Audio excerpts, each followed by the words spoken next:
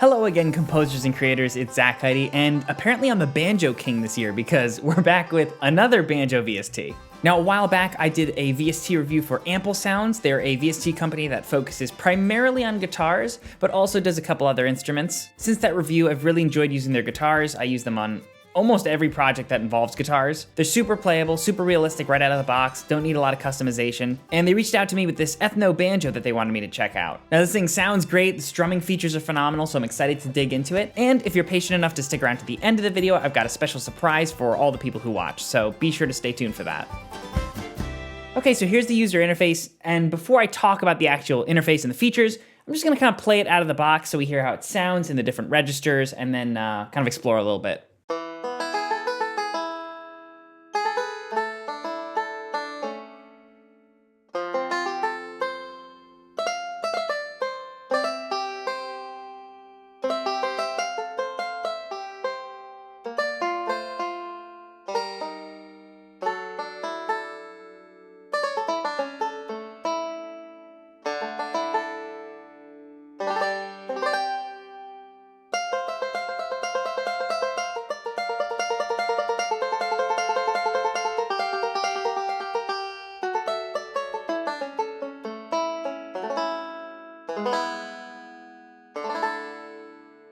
So it's really nice. It's very versatile, has a nice little legato in there. It's subtle, but it is there, but not so much so where you can't kind of play full chords out. Now this, basically this interface will kind of stop you from playing anything that's not idiomatic to the banjo, but you can turn that off with a feature that I'll show you later. Okay, so let's start off by talking about articulations. Now all of these are matched by key switches. You can see them by hovering over. This is C0, so our first one is sustain, and that's the one I've been playing. Kind of our default patch. Next up, we're gonna have natural harmonics. Really nice special effect. Next up, we have our palm mutes. I like this one a lot. Now, the harder you press, the longer it's gonna kind of resonate.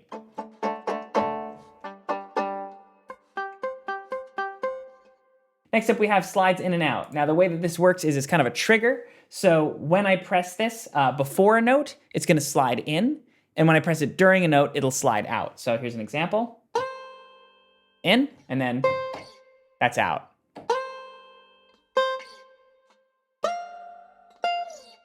Really nice, I love the slides out. Next up, we have a legato slide. Now this was a little different. The way this works is we're gonna actually activate it by holding the legato slide. We're gonna press our starting note, and then we're gonna press the note we wanna go to next, and that's gonna do a full-on slide. So.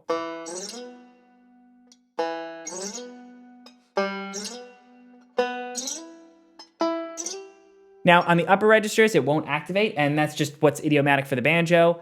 They'd be doing slides on the low register. So next up, we have hammer-ons and pull-offs. The way that these work are kind of similar to the slides, but they have to be right next to each other. So the notes have to be adjacent by a whole step or half step.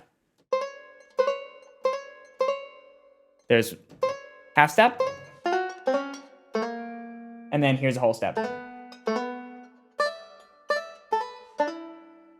Really nice and really useful, important articulation for good banjo playing. And then the last thing we're gonna have is strums. Now it's subtle, but it is different from the original sustains. So it's gonna be kind of a strummed chord, useful for chords. So that, right? That is our strum. Here's with it just sustain. More of a finger picking kind of sound. And here's a strum. Those are the basic articulations. Now we can also go and change the mix if we'd like to with various settings. We have a mic setting here that can kind of alternate between mono, bridge, the body, or the neck. And we also have different amounts that we can change here. So here's just an example.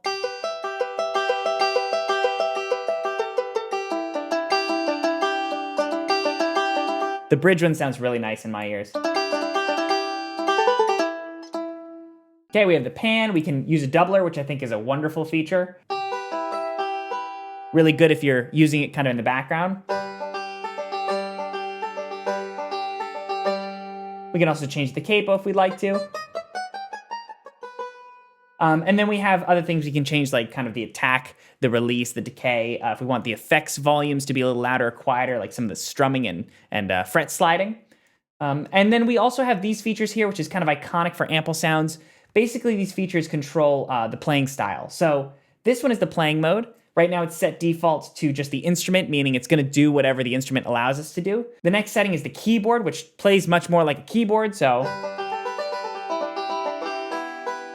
I don't have to worry about what the instrument can or can't do, but I do lose some of the realism in the process. We also have a solo mode, which plays only one instrument at a time, monophonically.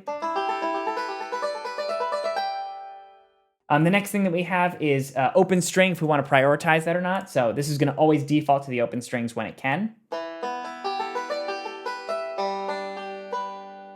Next up, we have auto legato mode. So this will change some of the settings for the legatos if you want them to be a bit more proactive or inactive. And then lastly, we have the stroke noise, which if you like that sound, it'll sound more realistic. If it's becoming muddy in your mix, you can actually turn that off.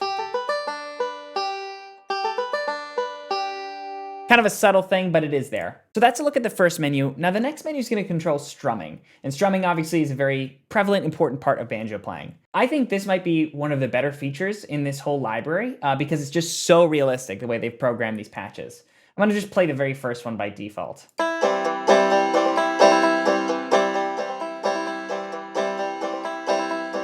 So basically you get a pattern going on. You can program this yourself, but there are a bunch pre-built in. I'll go through a couple of them.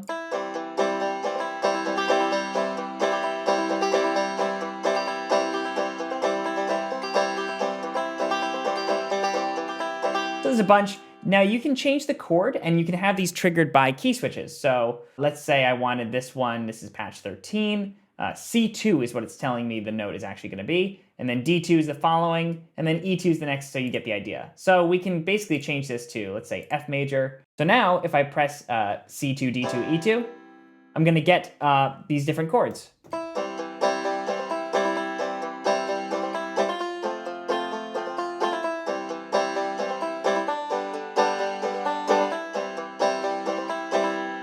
It's really good. You can also just kind of have them strum individually if you'd prefer that. So I'm using different notes. This is C4 and D4, essentially to control up and down strokes. So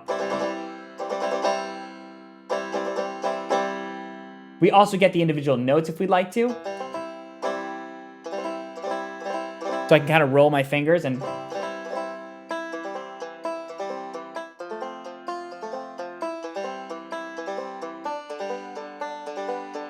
And like I said, I really think that's going to be the bread and butter of this one because it is very playable as a legato thing or as a soloistic thing, but the strumming just sounds so darn realistic.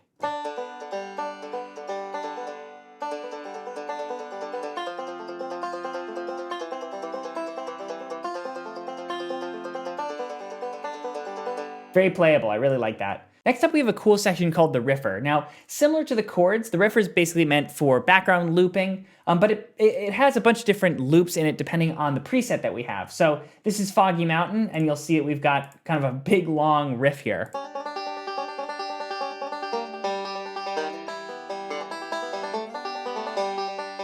So pretty darn cool. Now we can basically set these to different presets, play them, and it'll take little segments of that whole idea, and we can sort of kind of pick and choose.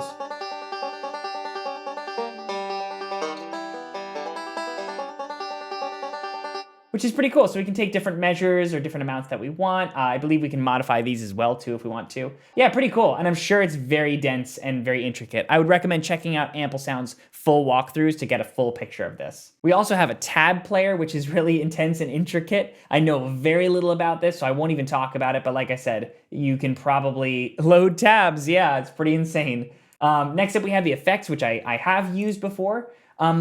Bunch of built-in effects, including reverb and things like that. I actually really like their reverb sounds.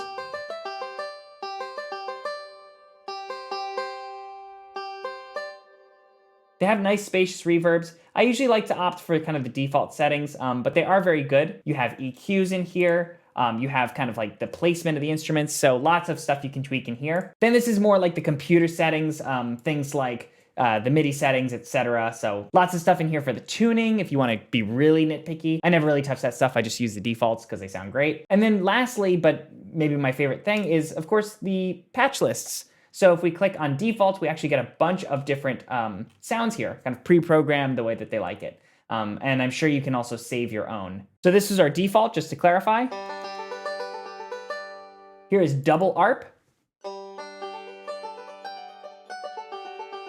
Really nice. Here's Cold Frosty Morning.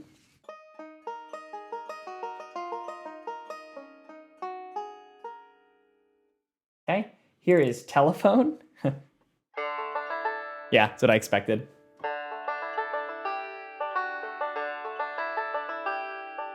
So lots of kind of preset patches to get you started, get you inspired. So I think highlights of this library for me have got to be the Strum and the Riffer. I think they're super cool and very loopable, easy to play. I've used the Strummer on both the banjo and the guitars in many, many projects, and it works great. I also just love their ability to kind of mix. I've worked with other guitar and kind of folk instrument libraries in the past, and a lot of them don't actually have these miking options. So the fact that you can kind of customize the miking is really nice and useful. The doubler is fantastic, and I use that also all the time. So 2 thumbs up from Zach. Really like this Banjo VST. Thank you again, Ample Sounds, for sending it to me. And now for the special surprise. Ample Sounds is running a little promotional discount that's going all the way until July 4th.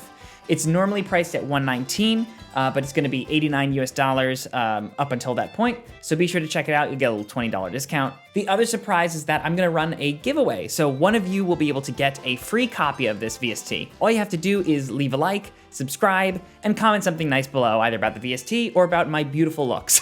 I will randomly pick a comment, make sure that they're eligible, and then I'll contact you for some contact details so you can get this VST for yourself. Thank you again so much for watching. If you want to support content like this, be sure to check out my Patreon. The link is in the description. There's a lot of rewards. We just had a monthly hangout, which was so much fun to do with all of you, and I'm looking forward to the next one. So until then, I'm Zach, and I'll see you in the next video.